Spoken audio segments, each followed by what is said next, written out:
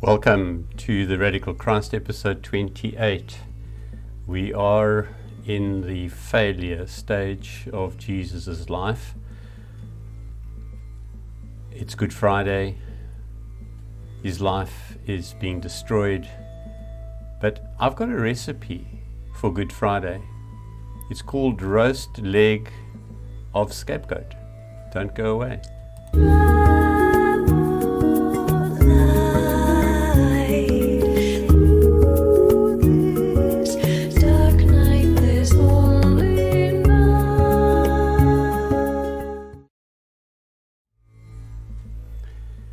All through the series, we have been saying that Jesus is the map of every human journey.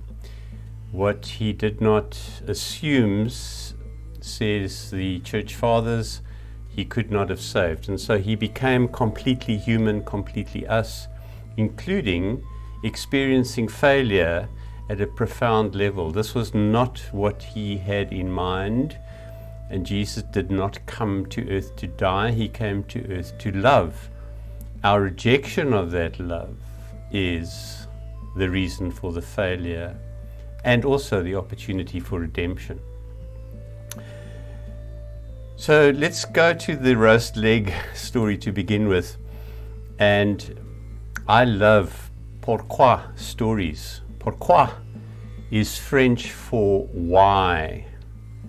And pourquoi stories are about why certain things happen. It's the stories we tell each other. And the most famous one probably around at the moment is the story of the mother who every time she roasts a leg of lamb cuts off the bottom of the joint before putting it in the roasting pan. And when her daughter asks her, "Pourquoi, Mom? Why do you always cut the joint off the bottom of the leg of lamb?"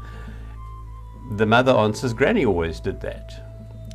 So the daughter has an opportunity to ask the granny, "Pourquoi did you always cut the bottom off the leg of lamb?" And Granny says, "Well, you see, my dear, I had a very small roasting pan and I had to cut the leg of lamb to size."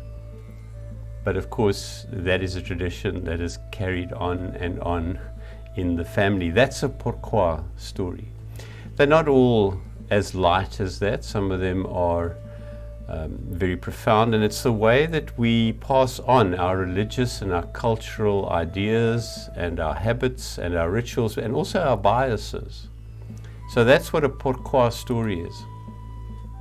The crucifixion of Jesus has got a lot of layers of pourquoi. Why? It's a bit like the toddler's favorite question, or the preschooler's favorite question, why? And then the parent answers, and then the child goes, why? And then the parent has to say more, and then why? That's how we learn. And as we contemplate the crucifixion, I'm going to invite us to do some reverse engineering. Now, reverse engineering is taking the finished product, disassembling it, and then engineering backwards so that we can rebuild the object that we have deconstructed. And so by asking a series of pourquois of the crucifixion story and some reverse engineering, we're going to hopefully come to the core of what was going on that first Good Friday. So the first pourquoi is the church struggling with the fact that Jesus dies by crucifixion. Jesus, this man of peace, this man of love, this man who comes to say to everybody that we have a loving Heavenly Father who cares for us and who wants everybody to be in community together, gets killed in the most vicious way by the religious establishment and by the Romans in a way that the Romans used to crucify criminals. And the church tries to make sense of this terrible end, this abject failure of the prophet's life. And the only move that the church can make at that stage to deal with this trauma, as we all try to make stories about why traumas happen, the first why that the church says to itself, the first why move, the first pourquoi, is to relate it back to what's happening in the temple. Now, the temple, as we have seen, was the place where animal sacrifice was the forgiveness ritual of the time. People would come, make sacrifices in the temple at Passover, and through that atonement would be made for their sins, and then that would also be celebrated in a Day of Atonement with the scapegoat mechanism. So the first answer, the obvious answer that we've all grown up with, is that Jesus dies because he is the sacrifice that God demands. But this creates a problem. There's got to be more. What a terrible image of God. I'm not sure I want to be anywhere near a God who will kill his own son because he wants a sacrifice. Come on. There has to be more to it than that. And there are two more pourquois that we have to ask. So the first move the church does is Jesus is the sacrifice, like the lamb that is led to the slaughter in the temple. Jesus is the lamb God demands. The next pourquoi is quite obvious. And just like the preschooler, we say, why? And the church says animal sacrifice, that's Jesus is the sacrifice. And like the preschooler, we go, why? Why animal sacrifice? Well, the answer is quite simple, that animal sacrifice in the history of humanity substituted for human sacrifice. Before animal sacrifice, we sacrificed humans. We killed babies. We sacrificed Vestal virgins. In the history of humanity, human sacrifice gets replaced by animal sacrifice, and that's a good deal for human, bad deal for the animals.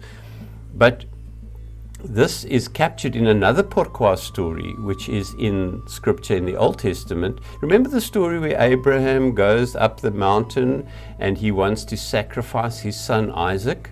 And God jumps in and says, no, you don't have to sacrifice your son. Look, there in the bush is a ram, a goat. You sacrifice that instead. And so there's the next layer of pourquoi story, is explaining the transition in Abraham and Isaac from human sacrifice to animal sacrifice. And you know what the next pourquoi is going to be. Why human sacrifice? Why do we have to make sacrifice at all? And it's here that we are now going further back than the origin of the Christian scriptures and the Jewish scriptures and the Islamic scriptures. We're back behind the creation story in what is called, and what the study subject is called, paleoanthropology. And paleoanthropology studies very, very early human stories, human myths. Remember, a myth is a true story that probably never happened, but all myths at some level are pourquoi stories that explain why things are the way they are. And it is in the study of paleoanthropology, way back before the scriptures were even conceived of, in the earliest human stories, we have what René Girard, a student and a professor of paleoanthropology, has discovered and called the scapegoating mechanism. The scapegoating mechanism works like this. When we began to live together as humans, and we found people who just didn't fit in, people who made things difficult, people who questioned the status quo in the same way that Jesus questioned the whole status quo in his time, it was easiest to scapegoat those people, to make them the problem, to project all our darkness onto them, to demonize them, and then of course you could kill them. And then you'd feel better because you dealt with the problem. So individuals and groups have always, throughout history, been scapegoated during times of stress. This is very important to remember. When the system is under stress, you scapegoat your problems onto a perceived person or enemy or group of people, and then when you punish them or you kill and destroy them, then you feel better. In the Middle Ages, medieval Jews were blamed for the bubonic plague, and the anti-Semitism arises very strongly during the plague, where the Jews are blamed for all the deaths that are happening in Europe. More recently, just to show that we haven't really evolved much from those days, how many of us blamed the Chinese for COVID-19? There's the scapegoat mechanism. Blame the Chinese. This terrible thing called COVID-19, blame it on the Chinese, and then we can hate them, scapegoat them, and then we feel better. Or at least we explain why COVID-19 is happening. In a real interesting circling around irony, right now the Christian church itself is being scapegoated for all the troubles in the world. The Christian church, if you read widely, you will see the Christian church is blamed for pedophilia, for colonization, for everything that's wrong in the world. Blame the church. It's the scapegoating mechanism. We have to do it to make ourselves feel better. That's just the way humans roll. But what Girard also discovers is there's an anomaly in our mental processing during the scapegoating mechanism. So it's one thing to project all your stress onto this maverick group that doesn't fit in, who you demonize and then destroy. But when you've done that, and you've scapegoated somebody and you've destroyed them or the group of people, there's in our human DNA a residue of remorse that lingers towards those who we have destroyed. Like, what did we do that for? Why did we're feeling better, but we're feeling guilty. We killed these people, and there's their families, and we took the stress out of the system, but what do we do with our responsibility? And what Girard discovered is that at that point you take the people and you turn them into gods. So we don't know the origins of this, but there's the Oedipus story. Now, Oedipus was a terrible person who has sexual relationship with his mother, then kills both his parents, and he is destroyed. Now, that possibly happened. There was possibly some event or a series of events where people living together realized you couldn't have incestual relationships. It was a taboo that was going to destroy society. And so people like Oedipus were killed. But then in this residual remorse, what happens is they think about Oedipus and say, by killing Oedipus, we actually saved our community. Things got better. We stopped, we created a taboo, and we protected ourselves from incest. And so the Greeks then take Oedipus and they make him a god. And many of the Greek gods were rebels who were scapegoated and destroyed, but then eventually in this remorse kind of move were then elevated to the level of gods and elevated to divine status. I hope you're following this line of argument. We scapegoat people, we destroy them, then we realize that in the scapegoating we have removed the stress out of our system, and then we elevate them to the level of deity and divinity and worship them because they have redeemed us from the thing that was destroying us. We scapegoat our suspicious people. We scapegoat those who just won't fit in, those who ask the difficult questions, the people like Jesus, who rock the boat. We scapegoat them, and then having killed and destroyed them, in our remorse, we realize that they actually saved us, and then we deify them and make them gods. Now, what Girard discovers, and through the study, Girard is an atheist, and when he comes to study Jesus in the sequence of scapegoating histories from paleoanthropology right up to the time of Jesus, when he really studies the Jesus scapegoating story, it so impacts him that he becomes a devout Catholic and dies. He died some years ago. He dies as a devout Christian, a Roman Catholic. But because he realizes that in Jesus, this whole story has been turned around. Jesus has not done anything wrong. He's not an Oedipus. He's not a narcissist. He's not a fury. He's not one of a hermaphrodite. All those Greek gods who typified some taboo in human society were killed and then deified. Girard realizes that Jesus never does anything wrong. Jesus hasn't broken any taboos. Jesus has been pure. Jesus has been love. Jesus has only been invited people into community, not out of community, not destroying community.